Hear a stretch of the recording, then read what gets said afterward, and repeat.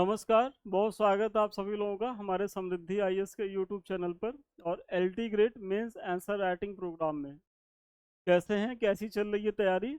और आज का जो हमारा प्रश्न है वो सिविक्स से है। बहुत ही शानदार प्रश्न है। देखिए, लोकपाल और लोकायुक्त आपके टॉपिक में है और यहाँ से चाहे पीसीएस में बच्चे हों या यूपीएससी तक में यहाँ से प्रश्न बने हैं। तो बहुत संभावना है कि यहाँ से प्रश्न देखने को मिले। तो बस आप लोग 15-20 मिनट बने रहिएगा, तो आपको न केवल एक प्रश्न का मॉडल उत्तर मिलेगा बल्कि आंसर राइटिंग कैसे करना है, कैसे भूमिका लिखनी है, कैसे निष्कर्ष लिखना है, कैसे बीच का पार्ट लिखना है, ये सब भी आप सीखेंगे। और जो आपके मन में एक फियर है वो समाप्त होगा। तो आइए देखते हैं। प्रश्न हमारा है कि लोकपाल की संरचना, नियुक्त प्रक्रिया और क्षेत्राधिकार की जो है क्या करना, तो व्याख्या करना है। 12 अंकों का ये प्रश्न है।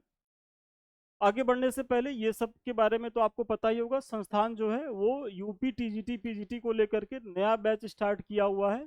आप लोग को पता ही होगा कि जुलाई में एक बड़ी वैकेंसी आ रही है और बहुत संभावना है कि अक्टूबर या नवंबर में इसका पेपर हो जाए। तो ऐसे में यदि अभी से चीज़ें आप तैयार नहीं करेंगे तो जो दुर्घटना आपकी की परीक्षाओं में हुई है कि बस 2 4 6 नंबर से कम हो गए, सिलेक्शन से बाहर हो गए, तो ऐसे में आप बैच ज्वाइन करें। यदि आप 25 नंबर से भी पीछे हैं तो विश्वास मानिए आप एकदम यहाँ कवर कर लेंगे।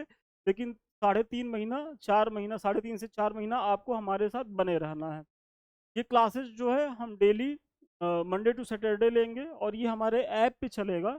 यहाँ हम क्या है कि लाइव होकर के आपकी मतलब पीवाईक्यू डिस्कशन करेंगे, संभावित प्रश्न पे बताएंगे और फिर हम उसका पीडीएफ भी देंगे। मतलब आपको कंटेंट भी मिलेगा साथ साथ और आपकी प्रैक्टिस भी डेली होती रहेगी। तो बहुत ही शानदार बैच है। और अभी संस्थान जो है, जो हमारे स्टार्टिंग के बच्चे हैं उनके लिए विशेष ऑफर भी दे रहा है। तो आप लोग जो हैं वो ज्वाइन करें। 100 बच्चों के लिए ऑफर है, तो बहुत ज़्यादा है नहीं। तो ऐसे में आप लोग जल्दी से जुड़े और इसका लाभ उठाएं।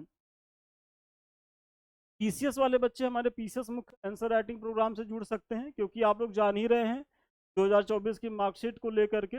देखिए, कुछ जो विसंगतियां आयोग के द्वारा वो हमेशा बनी रहेंगी, वो खत्म नहीं होनी है।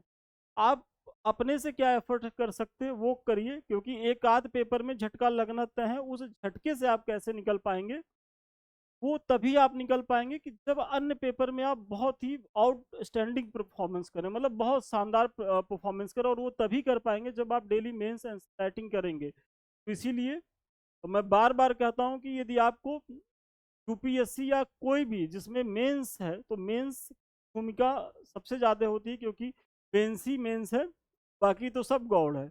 तो ऐसे में आप लोग मेंस पे बहुत ज़्यादा फोकस करें। मतलब यदि आपका मेंस तैयार नहीं है तो कायदे से तो मैं यहाँ तक कहूँगा कि मत बैठिए पीटी में, कोई मतलब नहीं है। पीटी पास करेंगे, एक उम्मीद बनेगी, फाइनली मेंस में फेल होंगे, आपका रिजल्ट फिर जीरो पे। और यदि आपका मेंस तैयार होगा, एक बार आपने पीटी एफर्ट लगाया, पीटी पास किए, तो फाइनल सिलेक्शन। इस बार कई ऐसे आप विद्यार्थियों को देखेंगे जो 3 3 4 4 बार पीटी पास फेल हुए हैं, लेकिन एक ही बार में वो फाइनल सिलेक्शन लेके निकल गए। और ऐसे बहुत से विद्यार्थी हैं जो 5 बार 6 बार 7 बार 8 बार जो है वो मेंस लिख चुके हैं, लेकिन उनका मेंस नहीं निकला है। मतलब इंटरव्यू देने का मौका नहीं मिला। क्यों नहीं मिला है?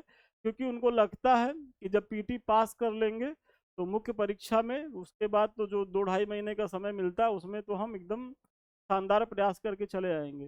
मार्कशीट आपको दिख ही रही होंगी पीछे, वो भी यूट्यूब पे मैंने भी चैनल पे डाला है, देख लीजिए जा करके कि ये मार्कशीट उन विद्यार्थियों की जो 3 4 बार पहले मेंस लिख चुके। तो आप इस गंभीरता को समझे। इस प्रतिस्पर्धा में तभी आप बने रह पाएंगे जब आप मुख्य परीक्षा पर डेली प्रयास करेंगे। और हमारे संस्थान का उद्देश्य यही है कि हम आपको पहले प्रश्न देते हैं और पहले आपको लिखने के लिए देते हैं। उसके बाद जब आपकी कॉपी का हम मूल्यांकन कर लेते हैं तब हम अपना मॉडल उत्तर देते हैं, क्योंकि हम जानते हैं कि लिखना कितना मस्ट है। चाहे वो हमारे एलटी वाले बच्चे हों, एलटी ग्रेड में भी मैंने करीब करीब 200 प्रश्न का प्रैक्टिस अभी तक मैंने कराया है, दोनों पेपर मिला करके, हिस्ट्री और सिविक्स। और अभी 30 35 प्रश्न और होने हैं। लेकिन अब हमारे जो एलटी वाले बच्चे हैं वो आश्वस्त थे कि भाई हम डे वन से प्रैक्टिस कर रहे हैं, आंसर राइटिंग कर रहे हैं, उनकी कॉपी का मूल्यांकन हो रहा है, प्रॉपर वे में फीडबैक मिल रहा है, फिर उन्हें मॉडल उत्तर मिल रहा है। तो वो टॉपिक वाइज अपनी सारी चीज़ें तैयार कर ली हैं। तो ऐसे में जो प्रेक्टिस वाले बच्चे वो भी इसी तरीके से प्रयास करें, डेली आंसर राइटिंग करें। ये ना सोचे कि बस मिलेगा और हम कोई मेंस टेस्ट सीरीज ज्वाइन करके और एकदम सफलता का झंडा गाड़ देंगे, तो वो सफलता का झंडा जो है गाड़ना इतना आसान अब नहीं रह गया। प्रतिस्पर्धा बहुत ज़्यादा हो गया है और फिर आयोग की भी कुछ कारस्तानी है। आप लोग देख ही रहे होंगे कि किस तरह से एक दो पेपर में वो इस तरीके का खेला कर दे रहा है। उस खेला से तभी आप बच पाएंगे जब और पेपर में आपका बहुत शानदार जो है वो परफॉर्मेंस रहे। तो आप लोग जुड़िए, इसका लाभ उठाइए। देखिए यहाँ क्या है, ये सब कॉपियों का ही सैंपल है कि आप लोग पूछते हैं कि सर कॉपी कैसे चेक होती है, तो ऐसे पीडीएफ में बना के भेजेंगे, प्रॉपर वे में चेक हुई है, जो भी कमी है देखिए बताई गई है, और आपका एक नंबर आधा नंबर भी कटा है तो क्यों कटा है, सारी चीज़ें फीडबैक दी जाती है और फिर मॉडल उत्तर दिए जाते हैं। और यूपी पीसीएस में हमारा प्रयास है कि हम आपको 750 प्लस प्रश्न जो है वो करा करके भेजेंगे। सोचिए आप इतना प्रश्न करके जाएंगे तो तब आप मुख्य परीक्षा में बहुत ज़्यादा, और अगर आप मुझसे थोड़ा सा साल भर मेरे साथ जुड़े रह गए, ये संख्या कितनी हो जाएगी, 1000 प्लस, तो आपकी सफलता के बहुत ज़्यादा करीब है। 1000 प्रश्न करके जाएंगे तो आराम से जो है आपको प्रत्येक पेपर में 75 से 80% चीज़ें डायरेक्ट यहाँ से मिलेंगी आपको। हो सकता है किसी में ये 70 हो, किसी में 75 हो, किसी में 85 भी चली जाए रेशियो जो है। चलिए अब आते हैं प्रश्न पे कि लोकपाल की संरचना, नियुक्त प्रक्रिया और क्षेत्राधिकार की व्याख्या कीजिए। 12 अंक का प्रश्न। तो देखिए जब इस तरीके का प्रश्न आए 12 अंकों, देखिए 8 अंक में क्या होता है कि वो सीधे सीधे पूछ लेता है, लेकिन यदि 12 अंक का प्रश्न है तो वो 2 या 3 डायमेंशन के प्रश्न आते ही रहते हैं। अगर यूपी पीसीएस है तो अब तो 4 डायमेंशन बार का आप लोग देख ही रहे होंगे कि 3 3 4 डायमेंशन की चीज़ों को पूछ रहा है।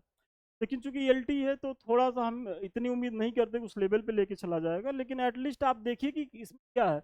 बच्चे क्या है कि लोकपाल देखिए अब लिखना अपने हिसाब से शुरू कर दिए, नहीं, इसमें पूछा है कि लोकपाल की संरचना बताना है, फिर इसकी नियुक्त प्रक्रिया क्या है, मतलब एक संरचना, दो नियुक्त प्रक्रिया, तीसरा क्या, क्षेत्राधिकार, मतलब इसका जो क्षेत्राधिकार है वो क्या है, तो 3 डायमेंशन में है, मतलब 4 4 4, कोई भी एक डायमेंशन संरचना छोड़े आपका 4 नंबर कट, आपका मूल्यांकन 8 नंबर में होगा। अब 8 नंबर में आप कुछ भी कर लीजिए, आप लड़ाई से बाहर हैं।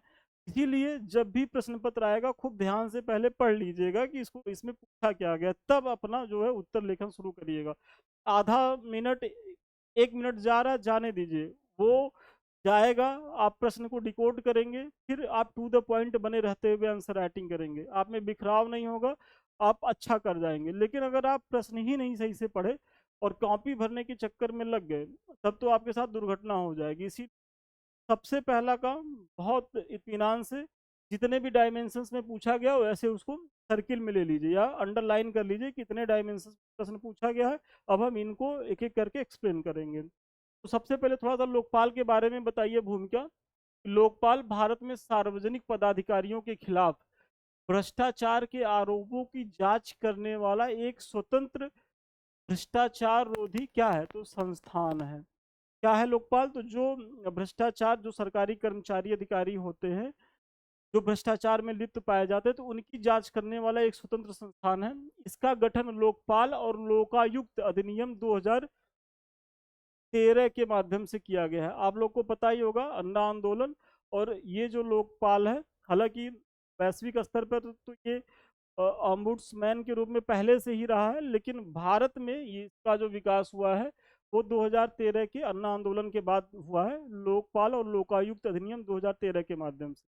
हालांकि इसके अतीत में आप देखेंगे तो जो प्रथम प्रशासनिक सुधार आयोग है या द्वितीय प्रशासनिक सुधार आयोग है, उन लोगों ने भी ऐसी संस्था की वकालत करी थी, लेकिन वो बन नहीं पाया था। और क्यों नहीं बन पाया था, अभी आप जब इसका कार्य क्षेत्र देखेंगे, इसकी चीज को देखेंगे तो आपको समझ में आएगा कि भाई हमारे माननीय लोग क्यों बनाना चाहेंगे अपने लिए एक मुसीबत। तो आपकी भूमिका खत्म। अब तुरंत उतर जाइए लोकपाल की संरचना पे, और ऐसे ही आपको आंसर राइटिंग करनी है आपकी परीक्षा में। ये नहीं है कि खूब लंबा लंबा पैराग्राफ लिखना है, नहीं लिखना है। मैं अपने मेंस वाले बच्चों को बार बार जो ऐसा करते मैं डांटता भी हूँ, उनका नंबर भी कट करता हूँ, क्योंकि आप बहुत ज़्यादा लिखने के चक्कर में रहेंगे तो आप की चीज़ें छूटेंगी। आप कम लिखिए लेकिन उसको प्रदर्शित करने का प्रयास करिए। जैसे इतनी चीजें हो गई, बहुत हो गया भूमिका, अब इससे आप 2 लाइन 3 लाइन और बढ़ा देंगे तो ऐसा नहीं है कि आप जो है 2 नंबर ज्यादा पाएंगे, नहीं पाएंगे, जितना पाना होगा इतने में पा जाएंगे, सफिशियंट है। अब कोशिश आपकी ये होनी चाहिए कि कोई भी डायमेंशन छूटे ना। तो लोकपाल एक संरचना में आप बता रहे हैं कि लोकपाल एक बहुसदस्यीय निकाय है, जिसमें क्या है कि एक अध्यक्ष होते हैं और 8 सदस्य होते हैं, मतलब 8 तक हो सकते हैं। तो संरचना में सबसे पहले एक अध्यक्ष, 8 जो है सदस्य, ठीक है।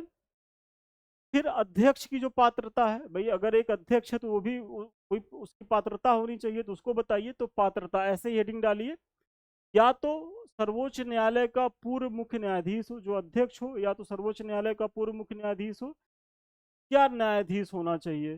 मतलब जो लोकपाल बन सकता वो वही बन सकता है, या तो सर्वोच्च न्यायालय का पूर्व मुख्य न्यायाधीश हो या न्यायाधीश हो, पहली शर्त। दूसरा ये है कि या तो भ्रष्टाचार रोधी नीति, कानून और लोक प्रशासन में उत्कृष्ट विशेषज्ञता रखता हो। तो मतलब चाहे ये शर्त पूरी करता हो, चाहे ये शर्त पूरी करता हो, ये दोनों शर्तें जो भी व्यक्ति पूरा करेगा वही भारत का लोकपाल बनेगा। आपके पीटी की चीजें भी क्लियर हो रही है। अब यहाँ से देखिए प्रश्न आएगा, तो आपका पीटी भी में भी कोई चीजें गलत नहीं होनी है। इसीलिए कहा जाता है ना कि मेंस से बियॉन्ड पीटी नहीं है। आप मेंस पढ़िए, प्रीलिम्स स्वतः तैयार होता रहेगा। लेकिन जनरली आप लोग करते क्या है, आप लोग की तैयारी ही उल्टी है। मतलब आप एक तरीके पैर से शुरू करते हैं और सर की तरफ जाना चाहते हैं। तो सदस्य इसमें क्या है, मैंने पीछे बताया भैया। अध्यक्ष, उनकी पात्रता क्या हो गई, क्लियर हो गया। अब सदस्य में देखेंगे कि 8 सदस्य हैं, जिसमें 50 सदस्य न्यायिक पृष्ठभूमि के होते हैं। मतलब ये जो 8 सदस्य हैं इसमें 50, मतलब 4 सदस्य कैसे होंगे, इनकी पृष्ठभूमि होगी न्यायिक प्रकृति की होगी, मतलब वो जुडिशरी से संबंधित होंगे। फिर कुल सदस्यों में कम से कम 50% हिस्सा, मतलब ये जो 8 सदस्य हैं इसमें से 50% मतलब 4 जो सदस्य होंगे वो कैसे होने चाहिए, या तो उसमें एक मतलब एससी का हो, एसटी का हो, अन्य पिछड़ा वर्ग हो, अल्पसंख्यक हो, महिला हो। मतलब ये जो 4 लोग होंगे इस पृष्ठभूमि से होने ही होने चाहिए, तो सदस्यों के लिए हरता। और फिर जो 4 लोग होंगे वो न्यायिक पृष्ठभूमि के होंगे। अब न्यायिक पृष्ठभूमि के होंगे, अगर वो ओबीसी वर्ग के हैं तो वो काउंट हो जाएगा। भाई कोई जज है या कोई और बढ़िया वकील है, बहुत बड़ा वकील है, वो आना चाहे तो आ सकता है, भले वो एससी एसटी हो। तो ये सारी चीजें हैं। इसमें क्या है सदस्यों में कि 8 सदस्य होते हैं, जिसमें से 4 जो है वो न्यायिक पृष्ठभूमि के होने चाहिए। और फिर उसमें से जो 50% है, मतलब जो 4 हैं, वो कैसे होने चाहिए, वो एससी एसटी ओबीसी, महिला या अल्पसंख्यक वर्ग से भी होने चाहिए। मतलब समाज के सभी वर्गों का यहाँ प्रतिनिधित्व होना चाहिए। तो क्या हो गई, अहर्ता हो गई सदस्यों की, अध्यक्ष की।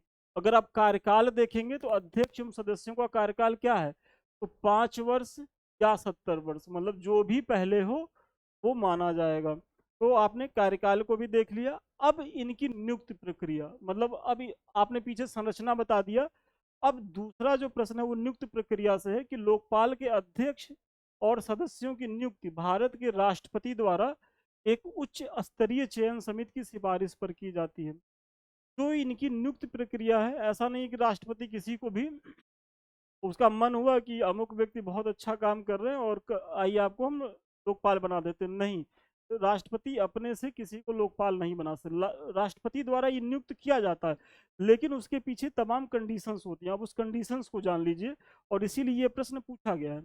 लोकपाल के अध्यक्ष और सदस्यों की नियुक्ति भारत के राष्ट्रपति द्वारा एक उच्च स्तरीय चयन समिति, एक उच्च स्तरीय चयन समिति की सिफारिश पर की जाती है। और उस स्तरीय चयन समिति में मेंबर कौन कौन होते हैं, तो सबसे पहला जो होता है भारत का कौन, पीएम होता है। और यही जो है इस समिति का क्या करता है, तो इस चयन समिति की अध्यक्षता करता है। तो ये आप बता दीजिए। फिर लोकसभा का अध्यक्ष, दूसरा व्यक्ति कौन होगा, लोकसभा का अध्यक्ष। मतलब उस जो चयन समिति है लोकपाल और उसके सदस्यों के जो चयन के लिए बनी हुई है, उसमें पीएम अध्यक्ष होता है, लोकसभा मेंबर हो गया, विधानसभा में विपक्ष का नेता दूसरा मेंबर हो गया, मतलब 3 लोग हो गए पीछे। और फिर भारत के मुख्य न्यायाधीश या उनके द्वारा नामित सर्वोच्च न्यायालय का कोई न्यायाधीश, मतलब चौथा जो मेंबर होगा, या तो भारत का मुख्य न्यायाधीश स्वयं हो जाए, या न्यायाधीश ये कह दे कि भाई हम इनको नामित कर रहे हैं और ये जो है सदस्य होंगे चयन समिति। तो ऐसे में इतने लोग होते हैं। और फिर इसमें एक अगला व्यक्ति भी होता है कि राष्ट्रपति द्वारा चयन समिति के 4 सदस्य हों। 4 सदस्य कौन? पीएम, लोकसभा का अध्यक्ष, लोकसभा में विपक्ष का नेता और सुप्रीम कोर्ट के मुख्य न्यायाधीश द्वारा नामित व्यक्ति। ये जो 4 सदस्य हैं की सिफारिश पर मनोनीत एक प्रख्यात न्यायविद, मतलब ये चारों लोग मिलकर के पुनः एक सिफारिश करेंगे राष्ट्रपति से, जो एक प्रख्यात न्यायविद हो उनको शामिल करें। तो ऐसे में 5 लोग हो गए इस समिति के सदस्य। और अध्यक्ष कौन होते हैं? 4 सदस्य हो गए, एक अध्यक्ष हो गए, प्रधानमंत्री। अब इसमें एक नोट है, इंपॉर्टेंट चीजें जान लीजिए कि चयन समिति को उम्मीदवार चुनने में सहायता के लिए एक खोज समिति भी होती है। मतलब जो चयन समिति है, उम्मीदवार चयन तो पहले खोज समिति क्या करेगी, वो उम्मीदवारों का एक बल्क में ले आएगी। अब फिर अगर खोज समिति अगर सपोज करें 20 लोगों को लेकर के आई, अब इस 20 लोगों में ये जो चयन समिति है उसमें से किसी एक के लिए सिफारिश करेगी और फिर राष्ट्रपति नियुक्त कर देंगे। ये पूरी प्रक्रिया हो गई क्या? लोकपाल के सदस्य और खुद लोकपाल के चयन की प्रक्रिया हो गई।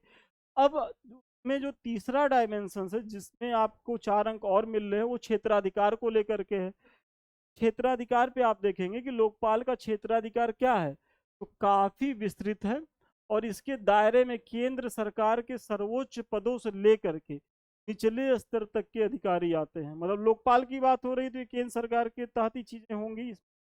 इसमें देखते हैं तो प्रधानमंत्री हैं, केंद्रीय मंत्री हैं, सांसद और केंद्र सरकार के जो समूह ABCD ग्रुप के अधिकारी कर्मचारी सभी लोग सम्मिलित हैं। मतलब सोचिए कि इसमें प्रधानमंत्री से लेकर के और केंद्रीय कर्मचारी का जो चपरासी वो भी इसके दायरे में आता है लोकपाल के, मतलब मंत्री विधायक सब आते हैं। और यही कारण था कि इसके बनने में मतलब इतनी देरी हुई। मतलब इसकी आवश्यकता तो आज़ादी के बाद से ही महसूस की जा रही थी और प्रथम प्रशासनिक सुधार आयोग ने इसकी अनुशंसा भी करी थी, लेकिन चीज़ें नहीं आ पाई। क्यों? क्योंकि माननीय लोग क्यों अपने गर्दन पे तलवार लटकाएंगे, तो यही कारण था। लेकिन चूंकि अन्ना मूवमेंट के बाद सिविल सोसाइटी और जो एक्टिविस्ट लोग थे बहुत ज़्यादा सक्रिय थे, जनता भी उद्वेलित थी, तो ऐसे में उससे को शांत करने के लिए व्यवस्था आई है। और इस व्यवस्था का बहुत ज़्यादा सकारात्मक परिणाम देखने को नहीं मिला। वो किसी और वीडियो में इसका मूल्यांकन करेंगे कि लोकपाल की जो है परफॉर्मेंस कैसा रहा अभी तक का। लेकिन ये चीज़ें जाने कि इसके क्षेत्र अधिकार में सब आते हैं। इसमें एक चीज़ें हैं कि जो प्रधानमंत्री होते हैं वो IR से रिलेटेड हो या और कोई ऐसे इशूज हैं जिन पे उन्होंने निर्णय लिया है वैश्विक स्तर पर, से उनको छूट मिली हुई है। नहीं तो कोई भी प्रधानमंत्री वैश्विक स्तर पे कुछ ठोस निर्णय ही नहीं ले पाएगा, उसको हमेशा डर रहेगा कि यार लोकपाल हमारे ऊपर है। इसीलिए प्रधानमंत्री को कुछ उन्मुक्तियां भी मिली है, कुछ छूट भी मिली है, वो भी IR के स्तर पर, इंटरनेशनल रिलेशंस के स्तर पे। फिर संस्थाएं, मतलब इसके अंदर कुछ संस्थाएं भी जांच के दायरे में आती हैं। मतलब इसके क्षेत्राधिकार में कौन संस्थाएं हैं, तो केंद्र सरकार द्वारा स्थापित या वित्त पोषित बोर्डों, निगमों, सोसाइटी और ट्रस्टों के अध्यक्ष, सदस्य एवं कर्मचारी भी किसके दायरे में आते हैं, तो लोकपाल के आते हैं। तो ये भी बताना होगा आपको, ये भी बताना होगा कि जो केंद्र सरकार के द्वारा वित्त पोषित या स्थापित जो संस्थाएं हैं उनके अध्यक्ष, अधिकारी, कर्मचारी सब जो है लोकपाल के दायरे में आते हैं। फिर 10 लाख रुपए से अधिक विदेशी योगदान प्राप्त करने वाले ट्रस्ट, सोसाइटी भी इसके अधीन आते हैं। तो लोकपाल का दायरा मतलब कितना व्यापक है आप समझ सकते होंगे। लेकिन लोकपाल की जो एक बड़ी आलोचना की जाती है कि इसमें क्या है कि न्यायपालिका, सर्वोच्च न्यायालय और उच्च न्यायालय, मतलब जो न्यायपालिका है वो लोकपाल के दायरे में नहीं आती। मतलब सर्वोच्च न्यायालय और उच्च न्यायालय के न्यायाधीश जो है वो लोकपाल के दायरे से बाहर रखे गए हैं। तो इसीलिए विधायिका के पेट में कभी कभी दर्द होता है और वो कहती भी है कि भैया आप हमारे ऊपर लोकपाल बैठा दिए। लेकिन ये चीज़ें तो माननीय जो सुप्रीम कोर्ट के जो जस्टिस लोग हैं, जिन्हें न्यायमूर्ति कहा जाता है, माई बाप जो है, उनके ऊपर भी ये चीज़ें लागू होनी चाहिए। देखिए देर सवेर हो सकता है कि ये भी इस दायरे में आ जाए, क्योंकि भ्रष्टाचार यहाँ कम नहीं है, अभी पीछे आपने देखा ही है कहानी। तो चलिए आज के प्रश्न का उत्तर यहीं तक था और मुझे बड़ा भरोसा है कि इस प्रश्न के माध्यम से न केवल आपको एक मॉडल उत्तर मिला होगा, बल्कि भूमिका कैसे लिखनी है, निष्कर्ष कैसे लिखना है, बीच का पार्ट कैसे लिखना है, इसके बारे में आपको सीख। ये सब बैचेज हैं। अधिक जानकारी के लिए 7303307507 पे संपर्क कर सकते हैं। और मेंस वाले बच्चे भी जुड़े हमसे। और फिर लास्ट में ये हमारे कुछ लिंक्स हैं, अभी तक आप लोगों ने सब्सक्राइब नहीं किया तो सब्सक्राइब करें। ये हमारा मेन टेलीग्राम है @समृद्धि IAS ऑफिशियल, ये सब है समृद्धि IAS के यूट्यूब चैनल है। तो आप इसे लाइक करें, सब्सक्राइब करें, वीडियो अच्छा लग रहा हो तो शेयर ज़रूर करें, कमेंट करें और आप लोग सहयोग करें, क्योंकि बिना आपके सहयोग से चीज़ें नहीं बढ़ सकती हैं। अधिक जानकारी के लिए आप जो है 73030750 पे संपर्क कर सकते हो। तो ठीक है, आज के लिए इतना ही। पुनः मिलते हैं नए वीडियो में नए क्लास के साथ। तब तक के लिए धन्यवाद। बहुत शुभकामनाएं।